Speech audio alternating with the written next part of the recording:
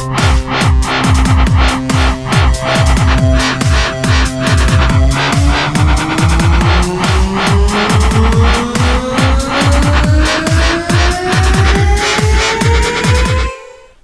up guys, this is Aaron.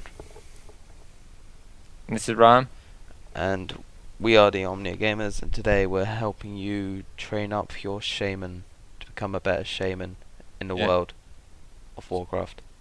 So basically just going to go over a lot of things, go over talent trees and moves and help you out as much as we can with the Shaman. We've got if you're things starting like up a telling you Shaman. the different specs for Shaman, different abilities, different spells, different chickens, anything that's We different. might do another one of these when we're level 90 and more experienced as Shamans, but these are the moves I have set to key bindings, and I don't have a mouse, so it's a lot easier for Ryan. So he can just do like shift, right button, or whatever. So yeah, I could do like 4th and 5th button, and then I could put shift 4th and bit button. I've literally got all my moves set every up on single key move bindings. you have is on a key binding. That's really nice. But I don't have a mouse, I have a laptop. So these just basic 1, 2, 3 and stuff like that.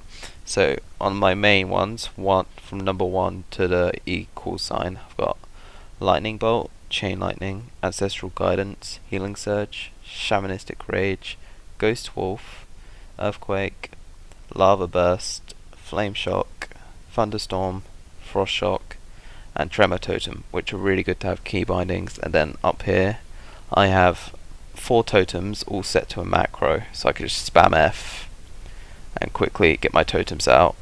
And I've got one of my mounts set here to G, and on the right side I have some more moves I like to use a lot, which aren't on key bindings. I'm going to put them on.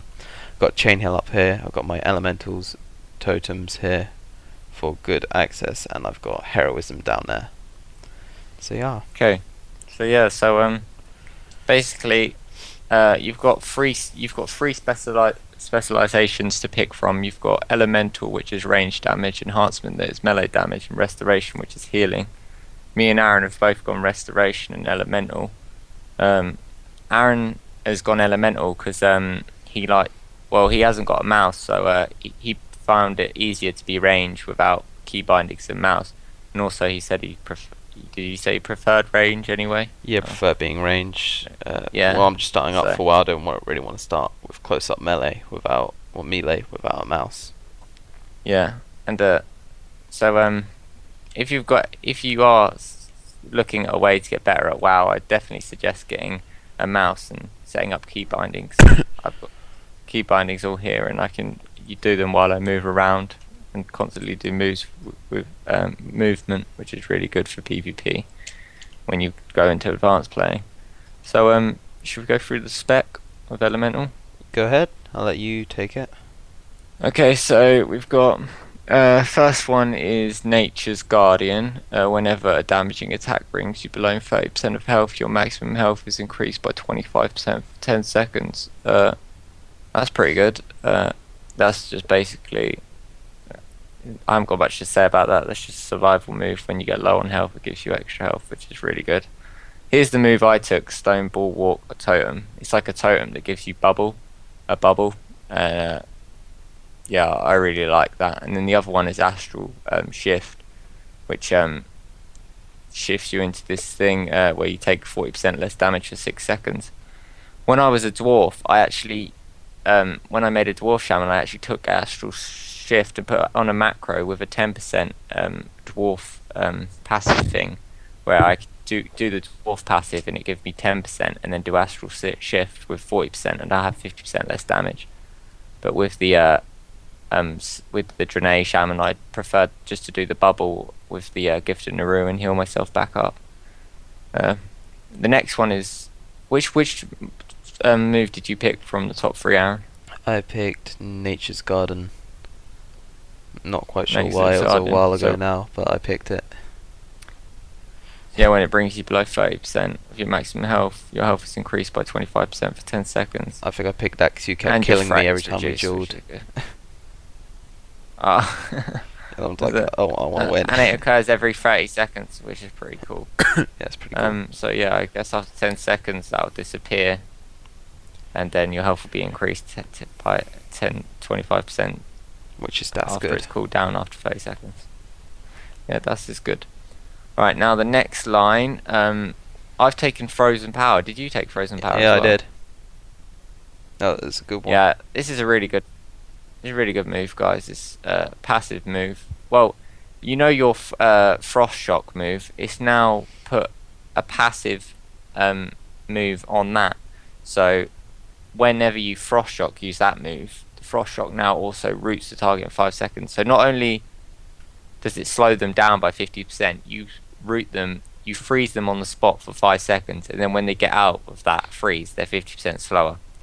So that's a great move. That's why me and Aaron both took that. It was good. There's also, yes, that's really good. And then there's 30-second cooldown totem, which roots everyone, pulses for every 2 seconds. And then you've got this air totem, which makes you immune to movement and parent effects. So when you have that down, you can't be slowed or stunned or anything. You're immune, which is really good as well. And that has a 1 minute cooldown. So yeah, me and Aaron both took Frozen Power on that one, Which was good. Okay, the next move, next line, I took Totemic Restoration. Oh, I picked Totemic Projection. Which figured Totemic Projection. So yeah, just lay all my totems down and project them to where I want to go, which is pretty cool. yes, so you can move your totems up with you, and you can say you put a stun totem down or a root totem. You can move that towards an enemy and stun them or root them from a far distance. So that could be really helpful. This one, when the totem is replaced or destroyed before its duration expires naturally, its cooldown is reduced to proportion, up to a maximum of 50% of the cooldown. Yeah, so I thought that I took that. It's really nice. When it gets destroyed, it cools it down faster, that totem. So it just basically faster cooldown on the totems to get destroyed. And then this one, it's got a big cooldown. It's a 3 minute cooldown, but when it's activated, the all totems with a base cooldown shorter than 3 minutes are instantly cooled down. So you could use a load of totems with less than 3 minute cooldown, and you could go bang, and that's cooled down. Or if your totems die and then they're not cooled down, you could just activate that, lay all your totems down again. Alright, the next one's Echo of I took Echo of Elements on the next line. Sure, did you take that as well? I picked Ancestral Witness. Oh really? Oh yeah, I took Echo of Elements. I thought that was a really good move, but I'll take it. Yeah, basically what that does is when you use one of your spells, you have a chance to like duplicate that spell. So you could shoot one of your best moves would be lava burst. Lava Burst. You could shoot that and it could duplicate it. That'd be really good. Or it might just duplicate Flame Shock or something. But that's a really nice move. That's starting to seem better than the one I picked now. Yeah, and it could do it with heals as well. So it could double heal. If you needed to heal, it could double up the heal, and you could heal really nice. Yeah. Next one that Aaron picked has got a 1.5 minute cooldown, and your next nature spell with a base casting time less than 10 seconds become an instacast spell, and it passively increases your spell haste and melee haste by 10%. So your spell haste is increased by 5%, so your healing overall, your healing and moves are 5% faster. All your spell healing moves and spell damage moves is 5% faster, which is pretty cool. And your melee damage increased by 10%, so that'd be good for enhancement shamans, I suppose. It'd be 10% faster in hitting. I don't know why I picked. I don't think I was paying much attention.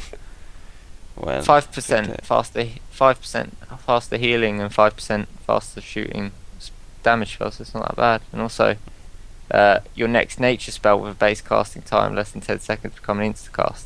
So any nature spells, you could shoot it and then then it's instacast next time. It's really good. Gosh. And then this is 1.5 minute cooldown as well. Elemental mastery. Call upon elemental forces, empowering you with 30% haste for 20 seconds. It's really good. It's got 1.5 minute cooldown, which isn't too bad. and you get 30% haste for 20 seconds. So you're basically a third faster for 20 seconds, which is really good. Right, now, left one, healing totem. So basically this is got a 3-minute cooldown, which is a lot, but it basically improves your original healing totem by a lot. So yeah, that's good. Instant cast on ancestral guidance. It's got a 2-minute cooldown. Really good. When you deal direct damage or healing for the next 10 seconds, 40% of damage or 60% of healing is copied as healing to up to 3 nearby injured party or raid members. That's really good. So for 10 seconds, it's duplicating to other people, I think. Yeah, that's really, pretty much what it does. Really good. And then this next one's a passive. When you cast all these certain moves, share healing is equal to 30% of initial healing done. So you've got all these moves like healing wave, greater healing wave, healing surge. It also applies 30% of that healing you've done to your target, to nearby enemies. 30% of that. So it's like AoE healing, which is really good. And it also does equal to 50% of the initial damage when you use a damaging move like lightning bolt, chain lightning. It adds on to others and does 50% of that damage. So that's really good. And I took ancestral guidance as well in that one. It is good. Now the last talent we haven't got yet, but we could go over them and say what we're gonna pick, and then maybe do another video at level 90 explaining. Maybe we should do that in the next video when we get to level 90, which one we picked and why.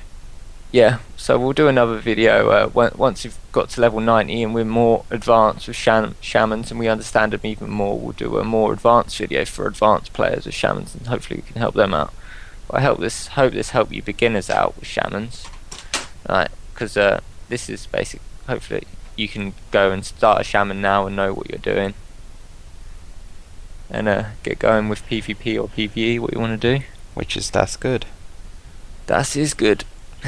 So yeah, shit. Is there anything else we need to say? I think that's it. Should we explain anything about PvP or PvE that? Shamans are really cool, good. You know more than I do. Shamans are really good for healing and damage, aren't they?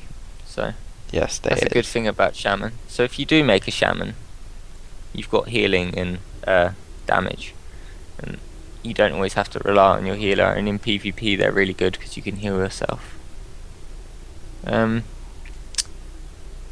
You've got like your frost shock that is a stun and a slow, which is really good in PvP. Also, just to mention, put your flame shock on your before you do your lava burst, because that deals additional 50% more damage if it has some flame. It's also good to have the flame tongue weapon on as well. Yeah, that's good. And a water shield to increase your mana.